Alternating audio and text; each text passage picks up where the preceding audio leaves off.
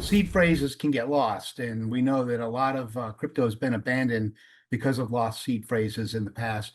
So we're able to regenerate that seed phrase using our technology, and it's really bound to a device and a biometric. Welcome back inside our proactive newsroom. And joining us now is John Bridge. He's the Executive Vice President with TrustStamp. And John, it's good to see you again. How are you? I'm doing good. Great to see you again as well. Yeah, so the company has some really interesting news today talking about some of the work you're doing to protect stable coins. And talk to me a bit about stable coins. They're commonly used now, but they also can lead to problems as well. Yeah, stable coins are a great tool for cross-border payments and payment settlements. I think with the passing of the Genius Act, we're going to see even more rapid increase.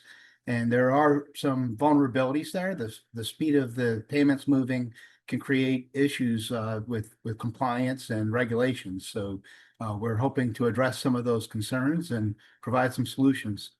Yeah, you have obviously patents that are within the company that are allowing you to put this type of technology forward. So how can TrustStamp really help people who are using stable coins?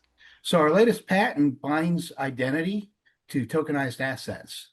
Okay, so how does that work? So using our stable key technology, we're able to create a tokenized version of a biometric template. So it's privacy preserving. And then that template can be used to bind the identity to a stable asset or stable coin or other crypto asset. So the way, John, it worked in the past was you would have a password and get yourself into there. But if for some reason you lose that password, forget that password, that becomes void. There's nothing you can really do about it. So the biometrics will enable people to make sure that they're the right people that are supposed to be accessing those funds. Yeah, that's really a great point. Seed phrases can get lost, and we know that a lot of crypto has been abandoned because of lost seed phrases in the past. So we're able to regenerate that seed phrase using our technology, and it's really bound to a device and a biometric. John, stablecoins all be a bit as the Wild West, where there's a lot of things going on. There's supposed to be new regulations coming as well in order to better protect the consumer. So, how does your technology fit into what may be coming down the road? Yeah, that's a great point. The Genius Act and the Stable Act, which hasn't quite passed yet, address this by creating a regulatory framework. Among those are making sure stablecoins are pegged one-to-one against real assets, generally U.S. Treasuries, and then there's an audit aspect to that as well. FinCEN and Treasury are tasked with creating some reports related to that. Those will be coming in the coming months. I know Treasury just finished a comment period.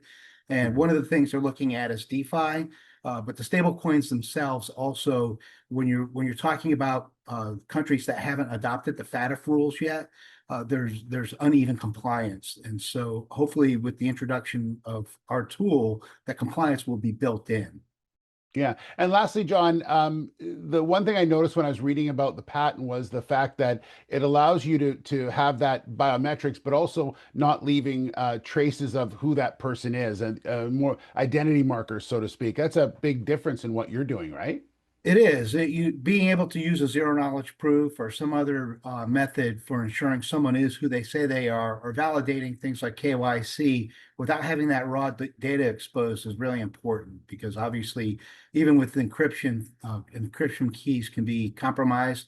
We have quantum getting ready to hit us. So being quantum ready, those are points that we have tried to build in and foresee with this technology. Well, it's fascinating to see. I know it changes literally by the hour sometimes with criminals doing what they can. So exciting days ahead for sure. John, thank you so much. Good to see you again and look forward to our next conversation. Great. Thank you. Have a great day. You too. John Bridge, Executive Vice President of TrustStamp.